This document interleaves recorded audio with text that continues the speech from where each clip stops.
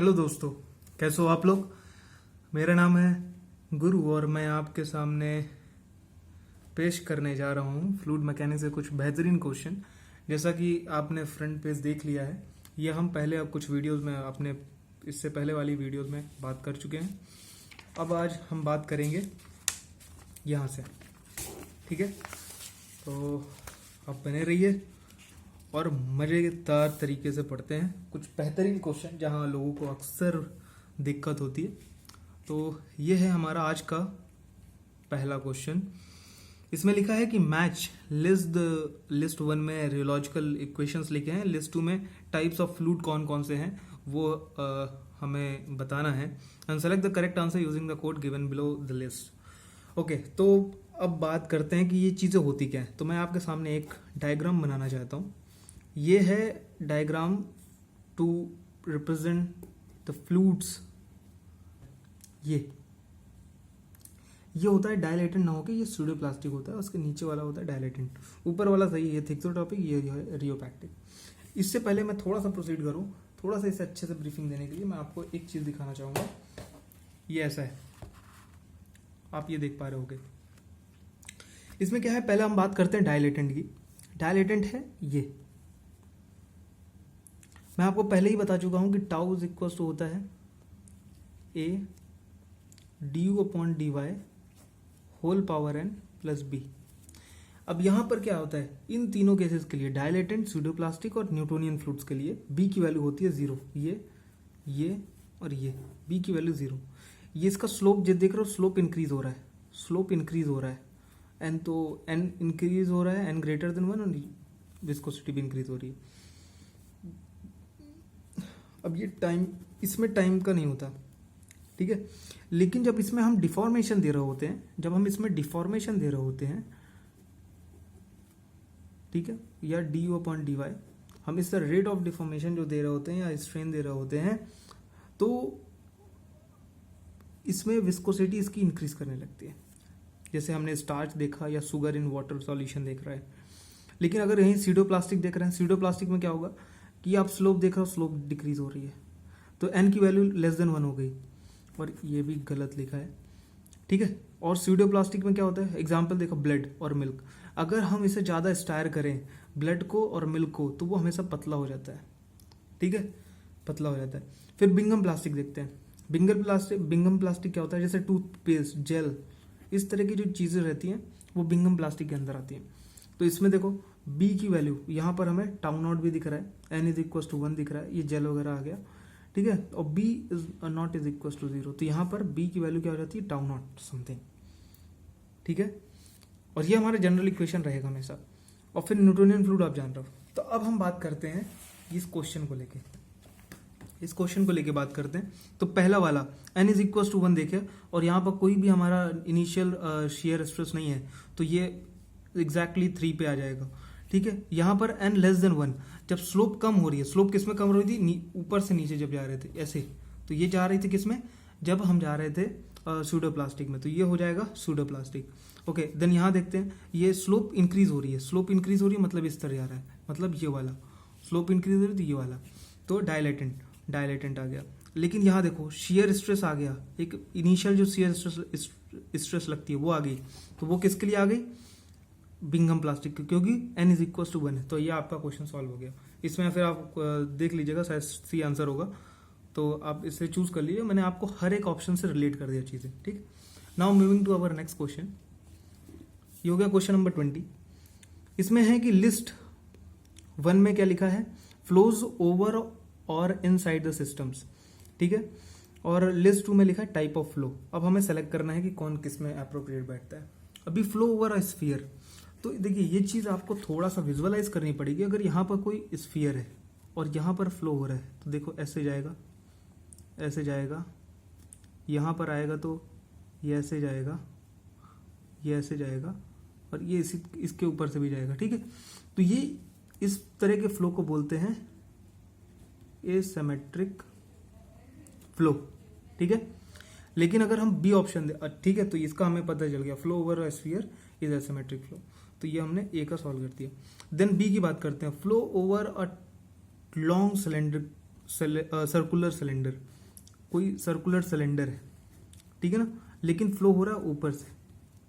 जब ऊपर से फ्लो हो रहा है तो ये क्या किस में होगा, एक एक्स डायरेक्शन में, एक वाई डायरेक्शन में, ठीक है। तो ये हो जाएगा 2D फ्लो, ठीक है। विजुअलाइज कर पा रहे हो, थोड़ा भी अगर आप कर पा रहे हो काफी है, ठीक है।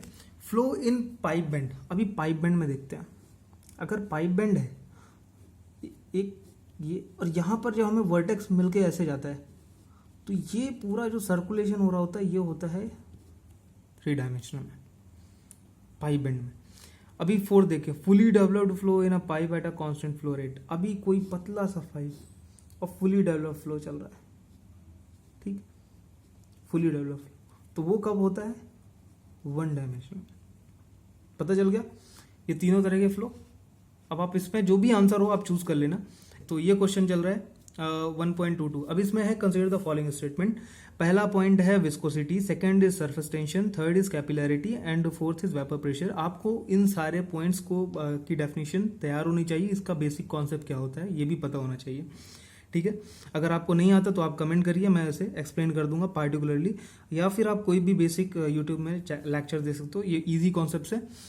लेकिन अगर फिर भी नहीं आता तो आप बताइएगा, ठीक है। तो which of the above properties can be attributed to the flow of jet of oil in an unbroken stream. यहां पर थोड़ा सा समझने की है, flow of jet of oil in an unbroken stream. आपको मैं थोड़ा सा विजुअलाइज कराता हूं। आप विजुअलाइज करो कि अगर एक बूंद मैंने, एक इंक्लाइंड प्लेन है और इस पर मैंने एक ड्रॉप ऑयल की डाल दी तो क्या होगा, ऑयल ऐसे चलेगा, ऐसे ऐसे ऐसे ऐसे ऐसे ऐसे ऐसे ऐसे, और फिर यहां जाके खत्म होने लगेगा, ठीक है। और ये आपको दिख रही होगी एक पूरी स्ट्रीम। ऐसा पानी में नहीं होता। अगर आप वाटर को इसी में डाल दोगे, वाटर डालोगे ना, तो ये थोड़ा सा चलेगा, फिर जहां आगे निकल गया ना, एक बार आगे निकल गया, बीच में गैपिंग भी छोड़ देता है, वहां से पानी चला जाता है, क्योंकि उसकी विस्कोसिटी इतनी हाई नहीं है। ये this is game all about viscosity. Viscosity जिसकी ज्यादा, वो एक जेट बना देता है, अनब्रोकन स्ट्रीम बना देता है, ठीक है। तो इसका आंसर विल बी 1। विस्कोसिटी बहुत बड़ा फैक्टर है। सरफेस टेंशन अलग चीज है, कैपिलैरिटी है, vapour pressure as not that having that property to make that unbroken stream, okay, ठीक है। तो इसका आंसर हो गया ए, तो लिख देता हूं। Question number 1.28, in an experiment the following shear stress time rate of shear strain values are obtained for a fluid। Time rate of shear strain जो है 1/second में है, ठीक है। ये हमें वैल्यूज दे रखी है और shear stress की वैल्यू दे रखी है। अगर इसका हम ग्राफ बनाते हैं, पहले ये shear stress हो गई 1/s shear strain की वैल्यू, ठीक है।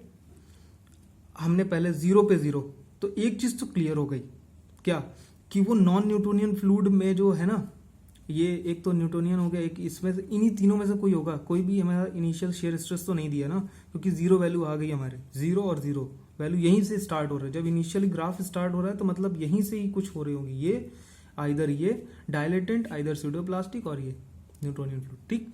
पहला चीज हमने कर लिया। इससे लास्ट में भी देख लिया कि अच्छा 4 है। अभी हम पॉइंट रखते हैं कि अगर मानो कि यहाँ पर 2 है और इसका शेयर स्ट्रेस कितना होगा 1.4 समथिंग, मतलब यहाँ पर 1.4, ठीक है, यहाँ पर 1.4, ठीक।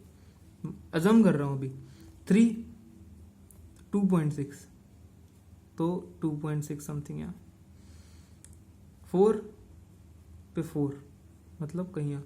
तो आप देख रहे हो थोड़ा सा ग्राफ ऐसे जा रहा है, ऐसे जा रहा है, मतलब किस तरह जा रहा है, फॉर डायलेटेंट। ये ऐसा क्या है, जब स्लोप इंक्रीज हो रही है, एन इंक्रीज हो रहा है, एन ग्रेटर देन 1 हो रहा है और म्यू इंक्रीज हो रहा है, तो दैट विल फॉर डायलेटेंट। तो answer will B D.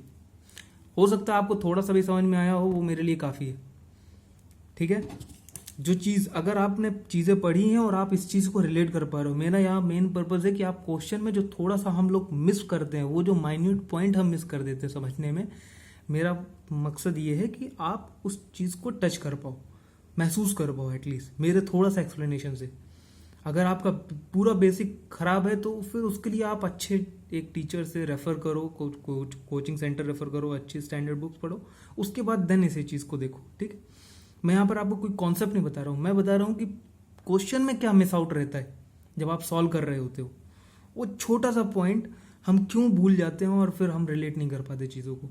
The game is all about relating the concept what ever you have learn before. ये गेम है कि आपको चीजें, छोटे छोटे कॉन्सेप्ट को रिलेट करना है, एक से एक मिलाना है, तब जाके वो एक बड़ा कॉन्सेप्ट क्रिएट होता है। आते हैं नेक्स्ट क्वेश्चन में। ये नेक्स्ट क्वेश्चन है 1.29। Consider the following statement related to the fluid properties. पहला पॉइंट है vapour pressure of water at 373 kelvin is 101.5 into 10³ newton per metre square. यहाँ गेम है, थोड़ा सा यूनिट पे ध्यान देना। मैं आपको एक फैक्ट बता देता हूँ। फैक्ट ये है कि वेपर प्रेशर, ये थोड़ा सा पॉइंट है, ये फैक्चुअल डेटा है और ये करेक्ट डेटा है।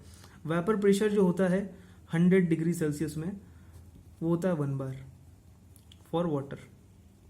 ठीक है, अब ये 1 बार ही लिखा है, 1 बार होता है 100 किलो पास्कल, और ये 100 किलो पास्कल ही लिखा है, ये 101.5 किलो पास्कल, तो नियर अबाउट वैल्यू है, तो this fact is correct, 1 point is correct. What about second?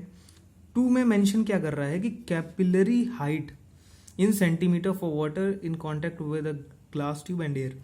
भाई साहब, आपको कैपिलरी राइज का फॉर्मूला पहले याद होना चाहिए, 4 sigma cos theta upon rho G D, तो H is inversely proportional to D. ठीक, पहली चीज। यहां पर क्या लिखा है, गिवन है कि डी अपॉन समथिंग, तो जब ये इनवर्सली प्रोपोर्शनल होता है तो डायरेक्टली प्रोपोर्शनल हो नहीं सकता, तो 2 इज इनकरेक्ट जो यहां पर लिखा है ऑप्शन के हिसाब से। अदरवाइज ये करेक्ट है, बट यहां पर जो लिखा है कि इज, यहां क्या लिखा है कि H is directly proportional to D, that is wrong. ठीक है, तो आप फिर पॉइंट में जाओ ही मत, गेम में क्यों फंसना। जब हम ऊपर ऊपर से निकल सकते हैं तो फिर अंदर अंदर दलदल में जाके फिर वापस से आना इज अ रॉन्ग थिंग। ठीक है, अभी 3 is blood is Newtonian fluid. नहीं, मैंने बताया था कि अगर ब्लड को आप खूब नहीं उसमें शेयर डिफॉर्मेशन दोगे ना, तो वो पतला होने लगता है।